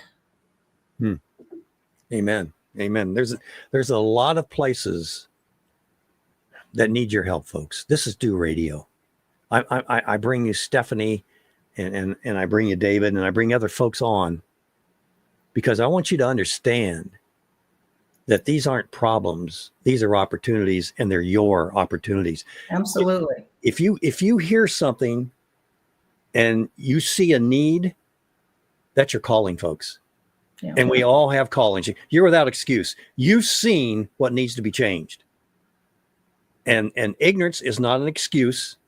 Ignorance is just lack of experience. And you need to get in there and get that experience. You're not going to be perfect. You're not going to make friends all the time, but you're going to develop relationships. I would never have known who Stephanie Mann is, or who David is, or who these J-6ers are, or Kevin and all the other folks that I get to. I'm blessed to speak with because I got that itch. I got that righteous itch. It's like fingernails on the blackboard. Every time I hear something that's wrong, I got to stop that. My problem is I see too much, but that's okay. I mean, I try to, the natural family keeps me anchored, if you will, because I always have to go back to that. Okay, are you taking care of the base first? And the base is a natural family for me. And it's a neighborhood for Stephanie. And it's J6 for other folks. Or it's maybe what's going on with the computers. I meant to put that up, Saving God's Children. Craig Michael is a good friend of ours. I should have had him on, let him know the program was coming today, but he deals with what's going on with the abuse of children. It's just absolutely incredible. Between Craig and Stephanie and the other folks that are out there, they need help. They need help, and you need the experience. So come on, put it together. I might mention that if you're having, a lot of people are struggling with their kids, and they're worried about the internet, they're worried about the school, they're worried about people in the neighborhood, and they're trying to work. Life can get very complicated. Well, I wrote this book, Empowerment Parenting Guidelines. It's how to raise resilient children who become happy. Well, let me see if I can get that. Happy, self-reliant adults. And this book has been translated into Chinese for kids at risk in Taiwan. What? So this, anybody can get a copy of this book on Amazon and go through it. There might be tips for you, like the listening chair. The listening chair is a chair you put in your kitchen or in your family room. And anytime anybody sits in the listening chair, everybody's got to stop what they're doing and listen. I love it. Yeah. So when you listen to your kids, if they've got a problem, you don't want children getting angry and going to bed angry. You are upset. This is the way to build trust within the family. So if there's a lot of tips in here, how to have a spiritually centered child. Here's another one that's in the book. This is, okay. The spiritually centered child is the one in the middle. The bully is the one in red, and the victim is the one in blue. And you don't want your children to be a bully, and you don't want them to be victims. Well, how do you do that? Well, how do they go from bully or victim to spiritually centered? And that's what I explain in this book. And I've got one for teenagers called Magical You. And that is empowering teens to stay safe and healthy in an unsafe world. So that's for your teenager. So, we can empower our kids. There's no excuse for having children that are off the rails or feeling fearful. We can start taking our power back. Take your power back. Your power is your family. Your power is your neighborhood. Your power, and what'll happen is, we'll have safer communities. Our communities are a mess right now. And if you're waiting for the politicians to fix it, it's not going to happen. It's just not going to happen. It's about we, the people. We are the ones that have the power. And it is not politicians. I mean, look at them. They can hardly get along with each other. Have you noticed that? I see. Yeah. I mean, forget the politicians and start taking charge of your own space. Yeah, I advised this morning. I'll get you in here in a moment, Norm. I advised folks early in the program that with regards to Ukraine, just settle down, relax. This will be over with in 3 weeks. Don't start getting bitter. Don't dig a hole for yourself. Just relax. It'll take care of itself. Just give it a little time. Norm, go ahead. Yeah, Stephanie, it's good to see you. I remembered your story about being dropped off in Mexico when BJ had you on sometime last year. And, some things that kind of hit me, it's obvious that the hand of the Lord's been on you all your life. What your mom and her boyfriend meant for evil, God meant for good. And God put you in a position that you had no place to turn except from him. And you learned a powerful lesson from that. You learned where the answers were because you said a few minutes ago about you praying for 3 days. And so you knew he had the answers. And if you sought the Lord that he would come through. I tell people God's not rude. If his children ask him a question and we're serious, God will give you an answer. We just need to, expect it and then start looking for it because he may speak to us in a variety of ways. How about listening first? Go ahead. The spiritual side, there's a verse I use a lot. It's Hosea 4:6. God said, my people, in other words, my people, not the world, my people perish or they are destroyed because of a lack of knowledge. And when I looked up that word destroyed, it meant dumb. We could say uneducated. It meant dumb or silent, one of the two. And that's where so many Christians are. They are uneducated. They're dumb in what God has to say about the family and about the church and these things. So, we've got Christians are going to have to, we've just become so lazy and apathetic that it's let somebody else deal with it. And that's the same thing that, when I looked at, the nation of Israel wanted a king. And what they said was, we want someone to go before us and fight our battles. And, that's just the way people are. They want somebody else to go do it. And praise God, you're doing it. So thank you very much. And God bless you. Well, thank you. It's very sweet of you to say. Thank you. Norm's one of those people you get to meet. And folks, if you want connected with Stephanie, let me know. If you can help her out, or you have some suggestions, let us know. We want to do everything we can to keep the ball rolling here in the neighborhoods, in the family. Stephanie, got a few minutes left. Anything that any questions I should have asked you, but I didn't, I'm going to regret? No, I think you're pretty thorough. As a matter of fact, I really appreciate the questions that you've asked. And, I look forward to talking to you sometime way down in the future. And we'll keep it going and see what we can make happen. I'm looking forward to a lot of progress with our national HOA, and I'm looking forward to working with a lot of different people. I'm talking to our congresswoman here about neighborhood safety experts because I'm very concerned about high crime neighborhoods. They're not getting the support they need, and we could stop these gangs, which is a $1 billion business. So there are all kinds of things that we, the people, can do that politicians will not do. Amen. I think Betty might have a comment or question for you. Go ahead, Betty. Yes. Hi, Miss Stephanie. Thank you for what you do. Hi, Betty. Child trafficking is a big, big issue. And so many people you talk to about that, they don't even want to hear it, which is really sad. And so, you try to tell them, excuse me, there was a woman at the parking lot in Walmart a few days ago, and she left her buggy with the baby just sitting right there. And I walked up to her and I said, you need to watch your baby. I could have snitched that baby and you would have never known it was gone. Oh, I was watching him. I was just getting his car seat ready. No, you should have had that. You should have had your hand on that buggy and that baby so close you could touch it, that if somebody tried to grab it, and to be aware of your surroundings. So I got chewed out for doing that. And isn't it kind of funny that you try to help them and protect their child and you get chewed out? So I just want to say thank you for what you do, because it's been going on for years. Foster homes are terrible, and CPS is terrible.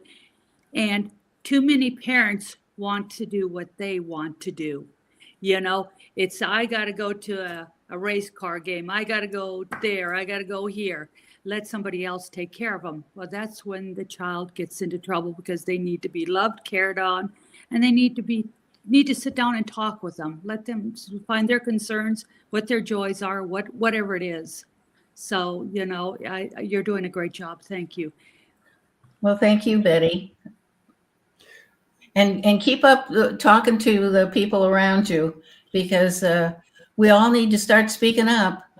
Well, I was a bus driver and I knew what kids were abused, and I also drive for LifeWise Academy, and a lot of kids, I don't know if the parents are telling them not to go anymore. They're trying to change their minds. So we've been praying about them and trying to give them the positive side of everything. Good. Betty's a doer. Betty's a doer. That's what we invite on this program.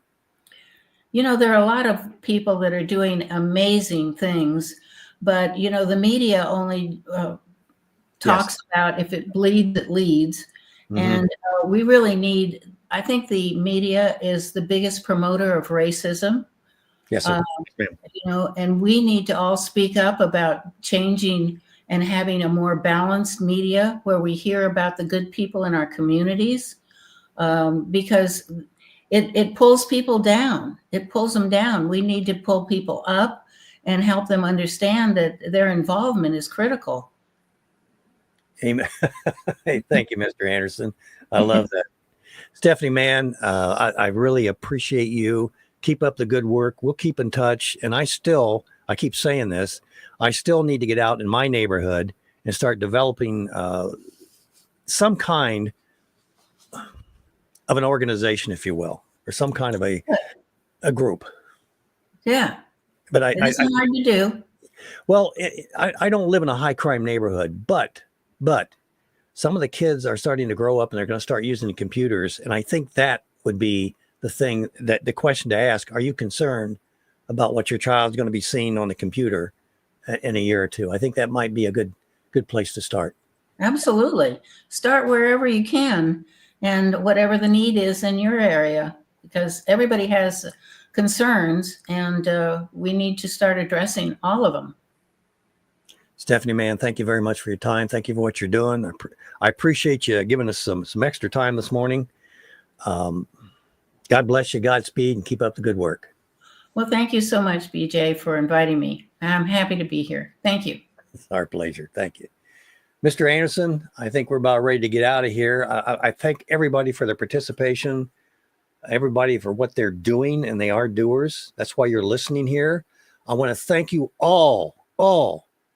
Wow. Thank you so much for what you did for Jeremy Brown and what you're going to do for the rest of the J-6ers and what you're going to do in your neighborhoods. Yeah. BJ Edwards along with Mr. Anderson. This has been your last call. Join us next week for Last Call with BJ Edwards.